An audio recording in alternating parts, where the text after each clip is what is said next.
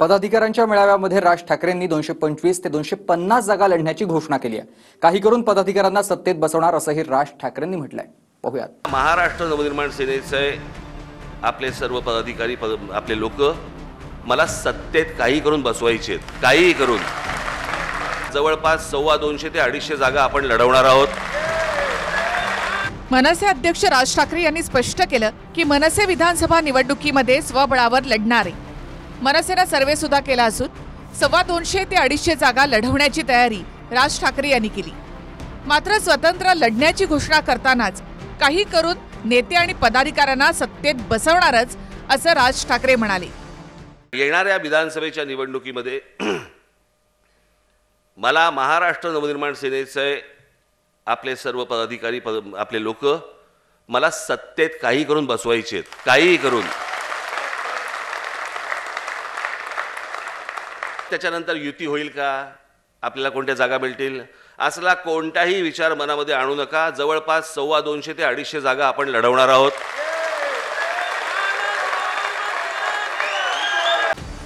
काही करून सत्तेत मनसेला बसवणार असं राज ठाकरे म्हणाले। यावरून दोन गोष्टी स्पष्ट होतात। मनसे स्वबळावर लढणार आणि निकालानंतर युती किंवा आघाडी मनसे करणार।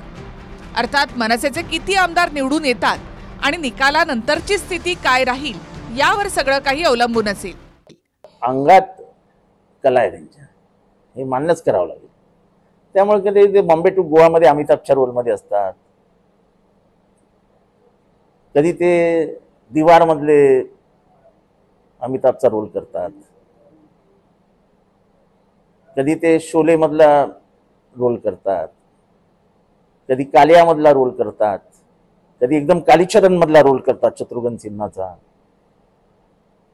त्यामुळे ते अशा विविध भूमिकांमध्ये येत असतात ते, आणि ते राजकारणाला चित्रपट समजतात। यायचं, ऍक्टिंग करायची, लोकांना खुश करायचं, लोकही टाळ्या वाजवतात, थिएटरच्या बाहेर निघून जातात। राज ठाकरे साहेबांचा पक्ष आहे, त्या पक्षाचं राज्यभर कॅडर आहे आणि स्वाभाविकपणे कार्यकर्त्यांना त्या ठिकाणी प्रोत्साहित करणं, असणाऱ्या कार्यकर्त्याला त्या ठिकाणी निवडणुकीची संधी मिळणं, हे कुठलाही पक्ष आणि त्या पक्षाचा नेता अशा प्रकारचा विचार करत असतो। आणि त्याच्यामुळे राज ठाकरे साहेब जर 200-250 जागा लढवणार असतील तर त्यात काय गैर मानायचं कारण नाही।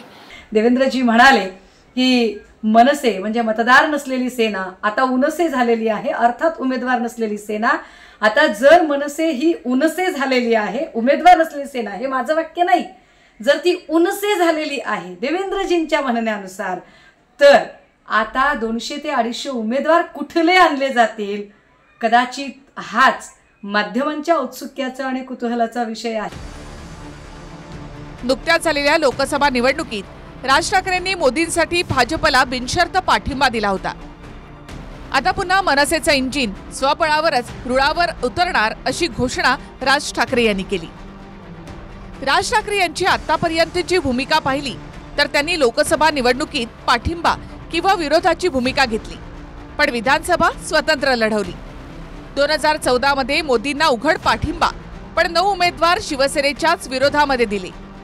2019 मध्ये लोकसभा लढवली नाही, पण मोदींना विरोध करत काँग्रेस राष्ट्रवादीच्या बाजूने प्रचार केला। पुन्हा 2024 मध्ये मोदींनाच बिनशर्त पाठिंबा देत महायुतीचा उघड प्रचार केला। आता जरा विधानसभा निवडणुकांचं चित्र पाहूया। 2009 मध्ये राज ठाकरेंनी 143 उमेदवार दिले, त्यापैकी पहिल्याच झटक्यात 13 आमदार निवडून आणले। त्यावेळी मनसेला 5.71% मतं मिळाली। 2014ला मनसेने 219 उमेदवार उभे केले, पण अवघा 1 आमदार निवडून आला। मनसेने निवडणुकीमध्ये 3.15% मतं घेतली। 2019 मध्ये सुद्धा मनसेने 101 उमेदवार दिले, पुन्हा एकदा एकच आमदार निवडून आला। विधानसभेला 2.25% मतं त्यांनी घेतली। आता येत्या विधानसभेला सुद्धा 250 ते 250 उमेदवार देण्याची घोषणा राज ठाकरे यांनी केली।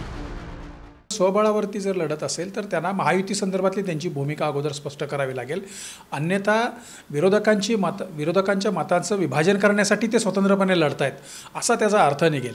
आणि त्यामुळं स्वबळावर लढण्याची घोषणा आकर्षक आहे। अर्थात राज्याच्या सगळ्या भागामध्ये महाराष्ट्र नवनिर्माण सेनेचं काही मोठं अस्तित्व नाही आहे, पण ठराविक टापूमध्ये त्यांचा प्रभाव आहे आणि त्यामुळं त्या टापूमध्ये त्यांना कदाचित यश मिळूही शकेल.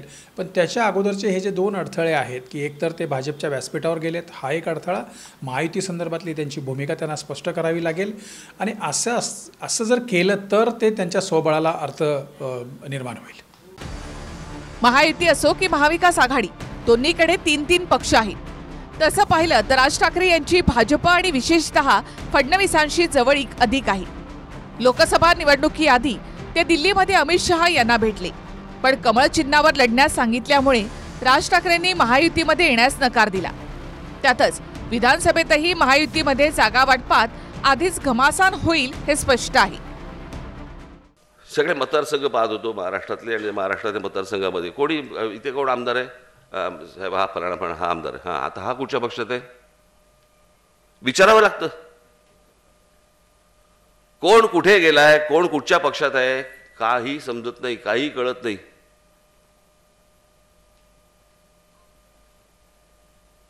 आणि येणाऱ्या विधानसभेच्या निवडणुकीला या सर्व राजकीय पक्षांमध्ये जे काही घमासान होणार आहे ना, ते न भूतो असं असेल, न भूतो. लोकसभा निवडणुकीआधी वसंत मोरेंनी मनसे सोडून वंचित आणि आता उद्धव ठाकरेंच्या शिवसेनेमध्ये प्रवेश केला. आता पुन्हा पक्ष सोडून जाण्याच्या वाटेवर असणाऱ्या पदाधिकाऱ्यांना राज ठाकरेंनी थेट इशारा दिलाय. मला कोणीतरी सांगितलं आपल्या काही पक्षामधले काही 1-2 काही पदाधिकारी कुठच्याही पक्षात जायचे काय तयारीत आहेत. मी येऊन स्वतः लाल कार्पेट घालतो जा म्हणून.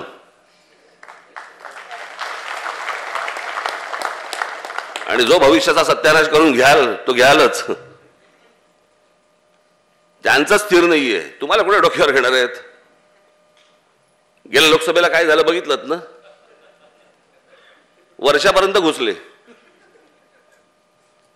आता या सगळ्या विधानसभेच्या वेळेला कुठे कुठे घुसतील काही माहित नाही. मनसेच्या पदाधिकाऱ्यांच्या मेळाव्यातून राज ठाकरेंनी लाडकी बहीण योजनेवरून अजित पवार आणि सुप्रिया सुळेंसह उद्धव ठाकरे यांना सुद्धा टोला लगावला. लाडकी बहीण आणि भाऊ एकत्र आले असते तर दोन्ही पक्ष टिकले असते असं राज ठाकरे म्हणाले. आमच्याकडे काय चालू आहे, लाडकी बहीण लाडका भाऊ. लाडकी बहीण आणि लाडका भाऊ एकत्र आले असते, दोन्ही पक्ष टिकले असते.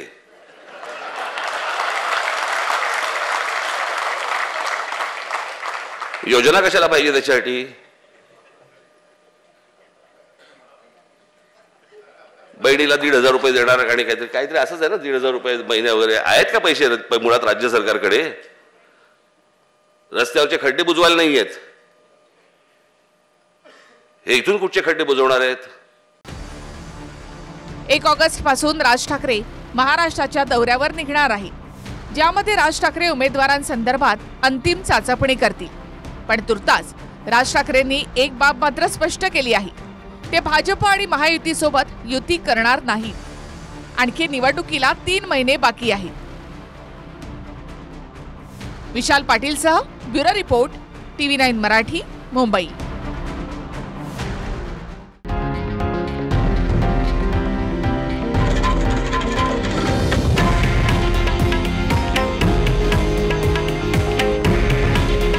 हे आहे देशातील नंबर 1 न्यूज नेटवर्क आणि आपण पाहत आहात TV9 मराठी.